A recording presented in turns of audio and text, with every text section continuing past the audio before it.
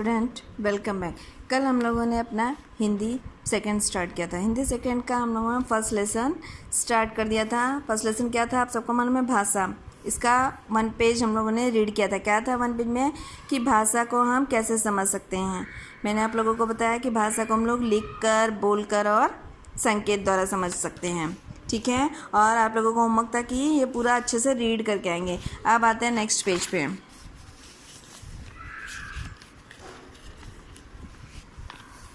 Next page के हम देखिए फिर पढ़ेंगे अच्छे से।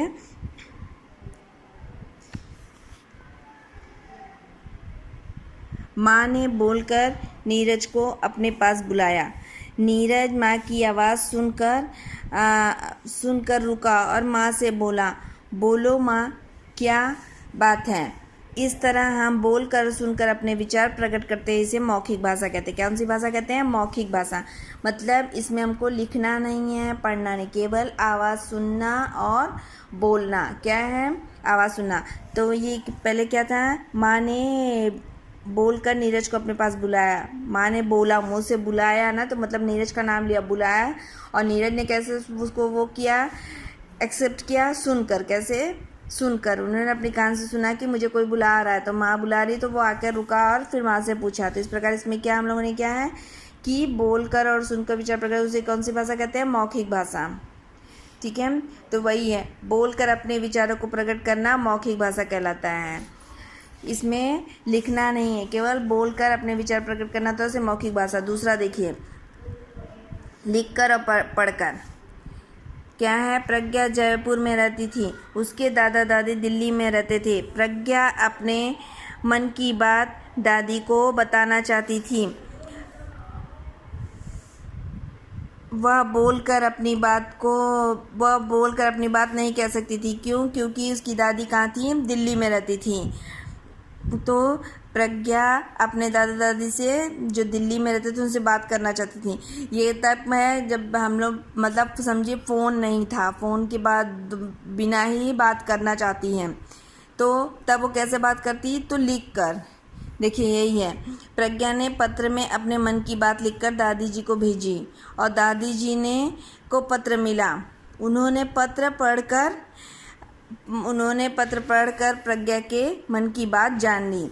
तो क्या है यहाँ पर, प्रज्ञा ने अपने दादा दादी से कैसे बात की? लिखकर। उन्होंने उनको पत्र लिखा। और जब कोई भी चीज़ लिखा रहेगा तो उसको कैसे आप लोग समझेंगे? जब उसको पढ़ेंगे तभी तो जानेंगे क्या लिखा है। तो जब प्रज्ञा ने अपने दादी के पास पत्र भेजा, तो पत्र को क्या किया? दादी ने लिखे हुए पत्र को दादी ने पढ़ा, तब उन्होंने प्रज्ञा की बात जान ली। फॉर एग्ज़ाम्पल, जैसे अभी हम लोग ब्लैक बोर्ड पे लिखते हैं, तो ब्लैक बोर्ड पे जब हम लोग लिखते हैं तो आप लोग पढ़ेंगे तभी तो उसको जानते हैं कि ब्लैक बोर्ड पे क्या लिखा है। तो वो लिखित भाषा है। क्या है? लिखित। इस तरह हम लिख कर और पढ़ कर अपने विचारों को प्रकट करते हैं, तो इसे क्या कहते हैं? लिखित भाषा। क्या कहते हैं? लिखित भाषा। कि इसको हम लोग लिख कर और पढ़ कर अपने विचारों को प्रकट कर रहे हैं। कि ब्लैक बोर्ड पे जैसे हम लोग लिख रहे हैं और आप पढ़ रहे हैं, तो ये कौन सी भाषा हो गई? लिखित भाषा। यहाँ प्रज्ञा ने क्या किया? बुक में लेटर में लिखा और दादी ने उस पत्र को पढ़ा, लेटर को पढ़ा, तो ये कौन सी भाषा हो गई? लिखित। और एक उदाहरण, जैसे आप लोग कॉपी में लिखते हैं और हम लोग चेक करने के लिए लेते हैं, तो हम लोग क्या करते हैं? आपके द्वारा लिखी हुई हम लोग उसको पढ़ते हैं, तब चेक करते हैं, तो क्या हो गया आपके द्वारा? लिखित भाषा। दोनों गया। एक कौन सी भाषा कितनी है? 3 ना, बताए थे पहले से ही, मौखिक भाषा, लिखित भाषा और सांकेतिक भाषा। तो पहला क्या हुआ? मौखिक भाषा आप लोग देख लिए, ये लिखित भाषा हो गई। आप नीचे आएंगे, ये क्या है? सांकेतिक भाषा। हम लोग कभी कभी अपनी बात कहने के लिए संकेतों का भी प्रयोग करते हैं। जैसे चुप रहने का संकेत करती लड़की। ध्यान से देखिए पिक्चर्स। हरी झंडी दिखाता गार्ड और चलती ट्रेन। तीसरा क्या है? यातायात का साइन। तो ये सब क्या है? संकेत। मतलब चुप करती हुई लड़की मुंह पे हाथ रख दी, तो इससे सब समझ जाते कि क्या करना चाहती है। वो कहना चाह रही है कि सब लोग शांत रहिए। जैसे हम लोग भी क्लास में टीचर्स क्या करते हैं, कभी कभी बोलने के बजाय केवल मुंह पे हाथ रख देंगे तो आपको समझ में आता है कि हाँ टीचर क्या कह रही है, शांत रहने के लिए। दूसरा, हरी झंडी दिखाता गार्ड और चलती ट्रेन। क्या है? हरी झंडी। गार्ड क्या होते हैं? जो स्टेशन मास्टर में, वो क्या हरी झंडी दिखाते हैं? केवल क्या दिखाते हैं? हरी झंडी, तो ट्रेन में जो बैठे ड्राइवर वो समझ जाते हैं कि अब हमको चलना है, और जब रेड झंडी दिखाते हैं तो लाल झंडी दिखाते हैं तो क्या होता है, गाड़ी को रुकना, कि ट्रेन रुक जाती है। तो ये सांकेतिक भाषा है कि मतलब इसमें उनको बोलना नहीं है, सामने वाले को भी कुछ सुनना नहीं है, पढ़ना नहीं है, केवल संकेत के द्वारा, इशारों के द्वारा वो उसको देख के समझना है, अनुसरण करना है। ये क्या है, देखिए यातायात का साइन, यातायात का साइन भी बना रहता है, तो इससे सब लोग समझते हैं कि यातायात का क्या साइन है और क्या उसका क्या उपयोग करना है। जैसे फॉर एग्जांपल ट्रैफिक पुलिस खड़ी होती है सड़क पे, जगह जगह ट्रैफिक पे, तो वो ट्रैफिक पुलिस हमेशा मुंह से नहीं, वो अपने सीटी द्वारा और हाथ के द्वारा आपको इशारा करती है। तो जो गाड़ी पे ड्राइवर होते हैं या जो गाड़ी चलाते होते हैं उनको पता चल जाता है कि ट्रैफिक पुलिस क्या इशारा कर रही है। तो ये सब क्या है, सांकेतिक भाषा है। लेकिन संकेत के द्वारा हम सभी बात दूसरों तक नहीं समझा पाते।